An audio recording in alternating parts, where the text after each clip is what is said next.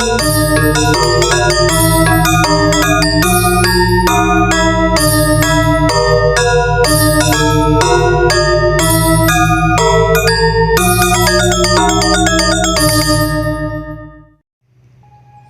sehat anak-anakku, berjumpa lagi dengan Ibu dalam pelajaran Sejarah Peminatan.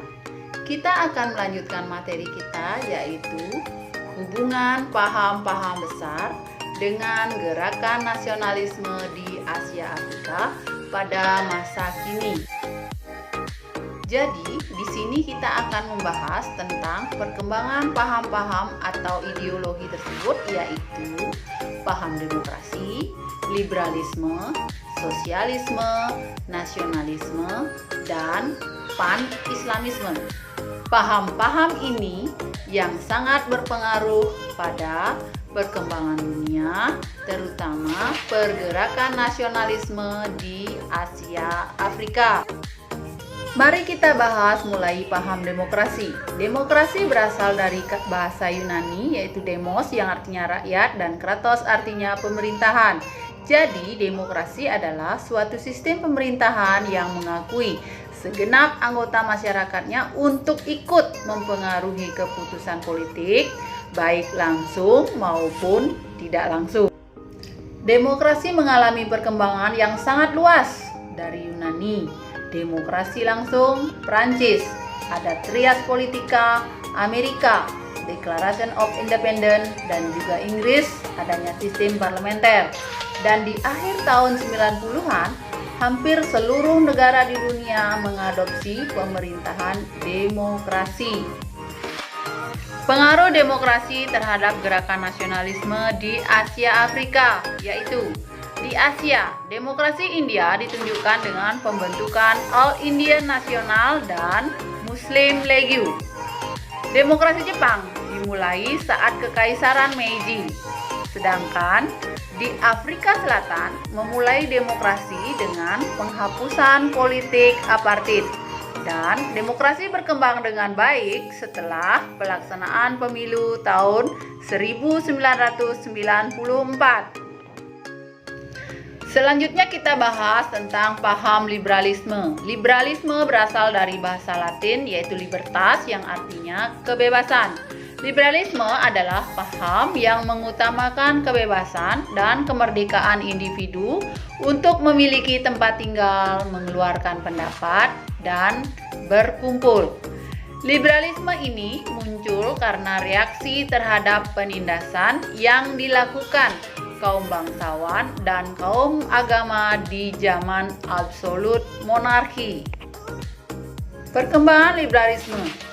Demokrasi di Eropa muncul sejak tahun 1215 ditandai dengan adanya Piagam Magna Carta di Inggris yang menyebabkan raja tidak diperkenankan memungut pajak tanpa persetujuan Majelis Agung. Pada tahun 1688 di Inggris terjadi revolusi gemilang yang mendorong parlemen Inggris menyetujui undang-undang hak rakyat atau Bill of Rights.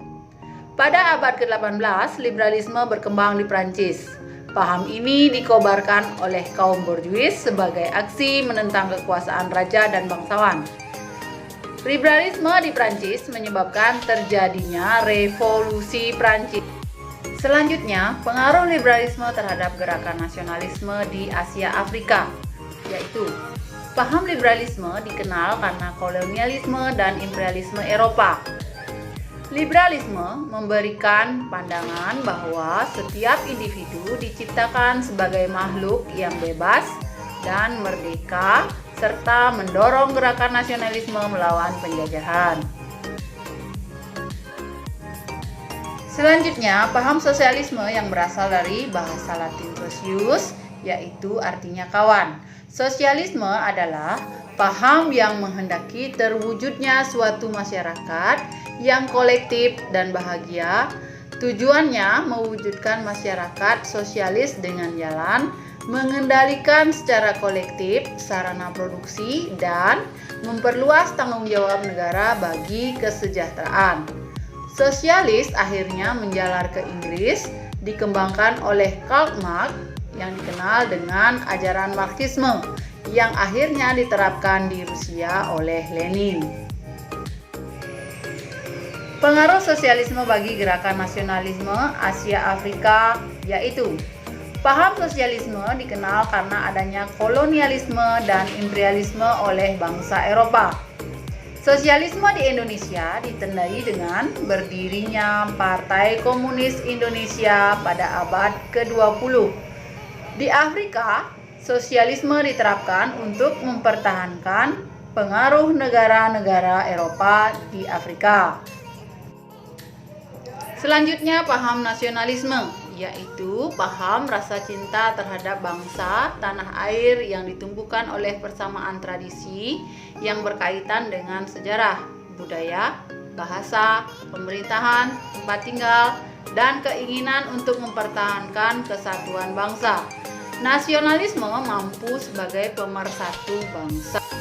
Perkembangan nasionalisme di Eropa pertama kali pada abad ke-18 muncul pertama kali untuk menyatukan wilayah atau daerah yang terpecah belah, kemudian menyebar ke seluruh dunia, terutama negara-negara jajahan bangsa Eropa, yaitu di Asia Afrika berkembang setelah terusan Suez di Mesir dibuka tahun 1869. Adapun pengaruh nasionalisme terhadap gerakan nasionalisme di Asia Afrika yaitu mampu menginspirasi lahirnya kesadaran cinta tanah air dan cita-cita untuk merdeka terlepas dari belenggu penjajahan. Mendorong lahirnya gerakan nasionalisme di kawasan Asia Afrika seperti Mesir, Turki, Cina, India, juga termasuk Indonesia. Paham yang terakhir yaitu pan-islamisme, yaitu suatu paham yang ingin menyatukan seluruh umat Islam di dunia tanpa melihat perbedaan ras, suku, dan bangsa guna melawan penjajah di bawah satu tatanan pemerintahan dengan tokohnya yaitu Jamaluddin Afghani, Rashid Ridho, dan Hasan al-Banna.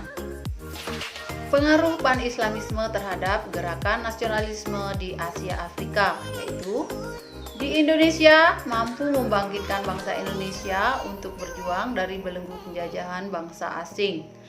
Mampu mendorong rakyat Mesir untuk memperjuangkan kemerdekaannya secara penuh dari Inggris. Begitu juga dengan Irak.